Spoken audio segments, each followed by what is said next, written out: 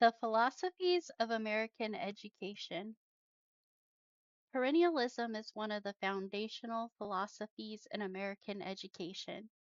It is rooted in the idea that education should focus on enduring themes and universal truths, those that have stood the test of time, rather than being overly influenced by current trends or practical job skills. Webb 2022.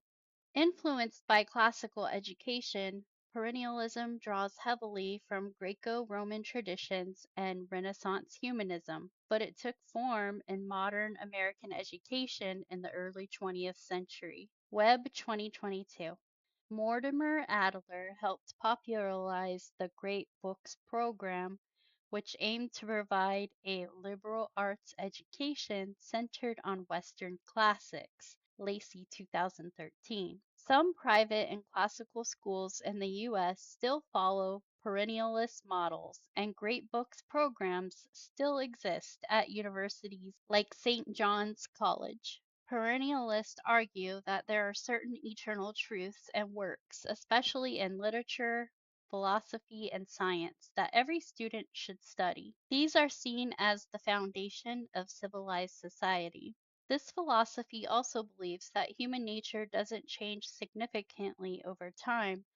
Therefore, the purpose of education is to cultivate rational thought and moral virtue rather than adapt students to a changing world. The perennialist classroom tends to be authoritative and structured. Teachers guide students through classical texts, Socratic discussions, and critical thinking exercises rather than letting students lead the learning process. The philosophy emphasizes studying works by thinkers such as Plato, Aristotle, Shakespeare, Darwin, and Locke. These are seen as texts that raise fundamental questions about truth, justice, beauty, and the nature of humanity. The aim is not just academic proficiency, but character development and intellectual discipline. Education, in this view, prepares students to think deeply and live ethically. Perennialism can be elitist, over Eurocentric, and rigid, lacking relevance for diverse student populations and modern societal needs, which can impact at potential students. On the other hand, this philosophy can also promote critical thinking, moral clarity, and a shared intellectual heritage when an educator also integrates the classics from other diverse cultures. Essentialism is a traditional and influential educational philosophy in American education. It focuses on teaching students the core knowledge and skills necessary to become productive, responsible members of society. Webb 2022. Developed in the 1930s to 1940s, essentialists believed that education lacked academic rigor. Public schools across the U.S. often reflect essentialist values through required core subjects and standardized tests. Della Piana Nodate. William C. Bagley is often considered the father of essentialism. Bagley insisted on the value of knowledge for its own sake, not merely as an instrument. The essentialist push gained strength with the publication of A Nation at Risk, 1983, which warned that American schools were failing to prepare students for global competition. Essentialists believe that all students must master the core subjects in reading, writing, math, science, history, and language, which are viewed as foundational for further learning and civic life. The goal is to prepare students for success in the real world by focusing on facts, discipline, and measurable outcomes. Essentialists believe that education should develop strong work habits, discipline, and intellectual skills. The teacher is seen as the authority in the classroom, guiding instruction, setting high expectations, and ensuring students achieve mastery of academic content. Essentialism is often associated with the Back to Basics movement, emphasizing literacy, numeracy, and scientific thinking over electives or modern trends in education. There is also a strong support for national or state level curriculum to ensure consistency and high standards. Assessment is often tied to standardized testing to measure students' performance. Essentialism can be too rigid, suppress creativity, and ignore diverse learning styles of potential students. It may also downplay the importance of social emotional learning and critical thinking. On the other hand, it instills discipline, accountability, and academic excellence, which are also important. Progressivism is a student centered educational philosophy that emphasizes learning by doing, critical thinking, and preparing students for democratic citizenship. It's rooted in the belief that education should be responsive to the needs of a changing society and the lived experiences of students. Web 2022. Progressivism grew out of the Progressive Era reform movement in the US in the early 20th century, which sought to make institutions, including schools, more democratic and responsive to change. Flanagan, 2016. John Dewey is the most influential figure in progressive education. He argued that schools should mirror democratic society and that learning should be experiential and collaborative. Many modern classrooms reflect progressive ideals, especially in project based learning, inquiry based science, and collaborative activities. Charter and magnet schools with alternative models often follow progressive philosophies. Progressivists believe learning should begin with the interests and experiences of the student.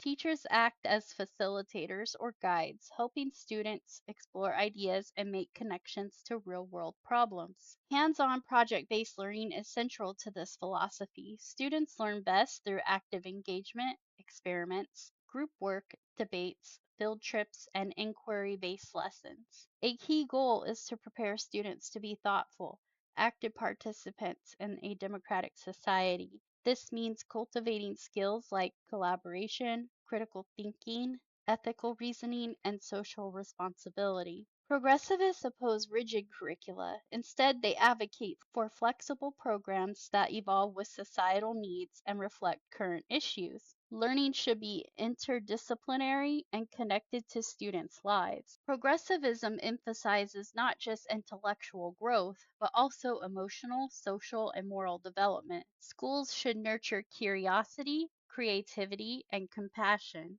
Critics may see progressive learning environments as lacking structure or academic rigor, and that too much freedom might leave potential students underprepared in core subjects. On the other hand, this philosophy fosters lifelong learning, real world skills, and engaged citizenship in a way that rigid, test focused systems cannot.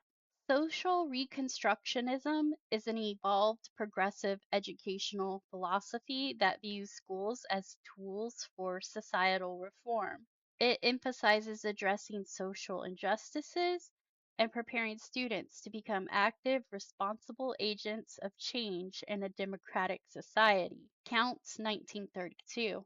Rooted in the 1930s and 1940s, social reconstructionism was developed during the Great Depression and World War II at times of massive social change. It responded to the failures of the system by asking how education could help fix a broken society.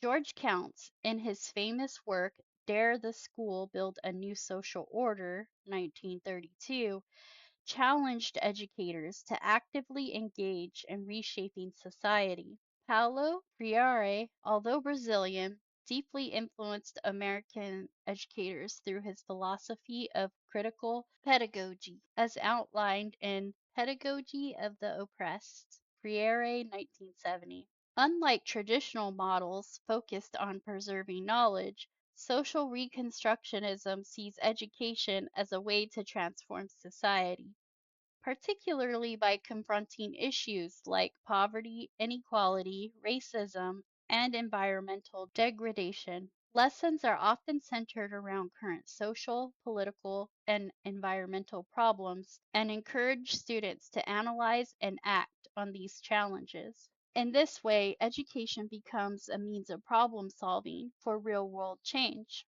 Reconstructionists promote open dialogue, debate, and critical thinking about controversial issues. Classrooms often use Socratic seminars, service learning, or project based assignments that involve research and activism. Students are encouraged to develop social consciousness and civic responsibility. The aim is not just knowledge, but to empower learners to question injustice and work toward solutions. Teachers of this philosophy are not just content deliverers, but facilitators and moral leaders, guiding students in ethical reasoning and activism. They help create democratic classrooms that model the inclusive society students are being prepared to shape.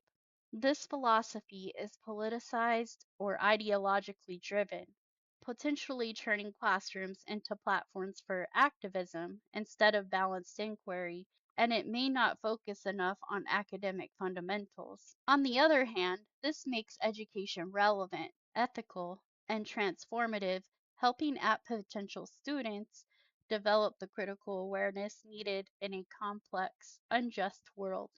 In conclusion, in reflecting on the core philosophies of American education, perennialism, essentialism, progressivism, and social reconstructionism, I've come to appreciate that each holds distinct value depending on the grade level, subject area, and developmental needs of at potential students. For example, essentialism is often indispensable in the early grades, where foundation skills in reading, writing, and arithmetic must be explicitly taught and mastered. Similarly, progressivism lends itself well to elementary and middle school science or social studies, where hands-on exploration and inquiry can foster curiosity and problem solving. When it comes to high school, and particularly the teaching of history, I find that a thoughtful integration of perennialism and social reconstructionism offers a powerful educational model. Perennialism's emphasis on enduring ideas and critical thinking aligns well with teaching students to analyze primary sources, engage with philosophical debates, and trace the evolution of political systems and moral reasoning across civilizations.